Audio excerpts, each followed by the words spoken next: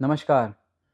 ये फ़ोटो जो आपने अभी देखी है, ये फ़ोटो पूरी वीडियो भी दिखा सकते थे बट अलाउ नहीं करता है सोशल मीडिया, पर पता नहीं क्यों नहीं करता है सच्चाई दिखाने के लिए।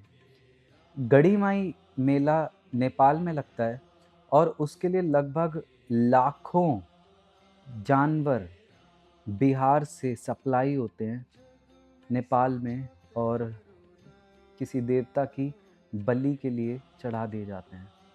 हम कभी ये नहीं सोचते कि ये जो जानवर कट रहे हैं, क्या इनमें हमारा हाथ नहीं है?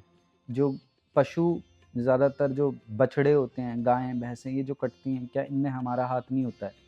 हमारा हाथ सीधा-सीधा होता है। ये आवाज़ उठानी ज़रूरी है और मेरे से बहुत पहले कई लोग आवाज़ उठा रहे हैं, उठा चुके हैं। पेटा इंडिया इसके लिए बहुत काम कर रहा है। बट ये जो 6 और 7 दिसंबर में लगने वाला मेला है, ये हर 4 साल में एक बार लगता है और लाखों पशु यहाँ पे काटे जाते हैं। अब ये समझना होगा कि हमारा यहाँ पे लिंक कैसे है। भाई सीधा-सीधा लिंक है, हम दूध पीते हैं। अब पहले जो किसान होता है, वो दूध बेच-बेच कर मुनाफ़ा कमाता है और अंत में जब गाय दूध नहीं दे पाती, तो उसको कसाई को बेच देता है, ताकि और मुनाफ़ा हो सके। तो पहले जब वो दूध दे सकती थी, तो उसका वैसे उससे मुनाफ़ा लिया, उसके बछड़े को अलग करके उसका दूध निकालते गए, क्योंकि जब वो गर्भवती होती है जो गाय या भैंस, उसके बाद वो दूध देना स्टार्ट करती है और वो उस बछड़े के लिए होता है। वो इतना दूध नहीं दे सकती लगातार कि लगातार सारे मनुष्यों की आपूर्ति कर सके, सप्लाई कर सके, ओके?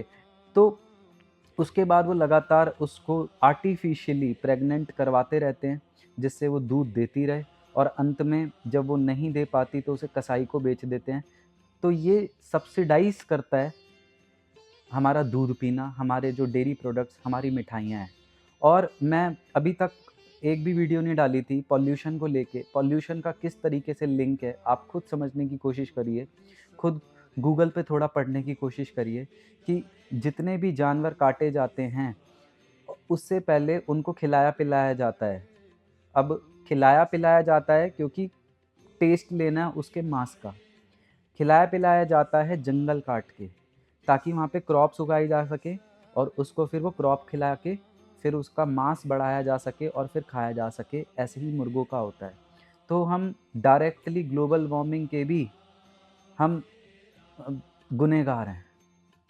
तो ये जो चीज़ें चल रही हैं ग्लोबल वार्मिंग को लेकर, ये सीधा-सीधा हम ही कर रहे हैं।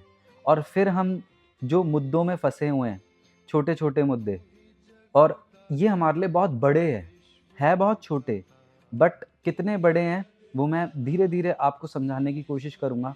पर ये जो गढ़ी माई मेला है नेपाल में, इसको हमें एड्रेस करने की, संबोधित करने की बहुत ज़्यादा ज़रूरत है, एक होने की बहुत ज़्यादा ज़रूरत है। जब तक हम सरकारों पर रिस्पॉन्सिबिलिटी नहीं डालेंगे तब तक कुछ नहीं होगा, क्योंकि बिना सरकारों के परमिशन के तो ये हो ही नहीं सकता, बिना पुलिस के इन्वॉल्वमेंट के तो ये हो ही नहीं सकता। जहाँ पे बड़े-बड़े अपराधी पकड़ लिए जाते हैं, वहाँ पे ये सब काम होता है एक दूसरे को पैसे खिलाकर, ठीक है? बट हम इसको एड्रेस नहीं करते। हम आँखें बंद करके बैठे हैं और हम सोच रहे हैं कि हमारे साथ भी बहुत कुछ अच्छा होगा। तो देखते हैं कितना अच्छा होगा। सिर्फ़ हमारे पास 20 से 50 साल हैं महाविनाश के। इस पे मैं लगातार अब वीडियोज़ बनाऊँगा और बताऊँगा उत्तम मार्ग क्या है जीने का। Thank you so much. Bye bye.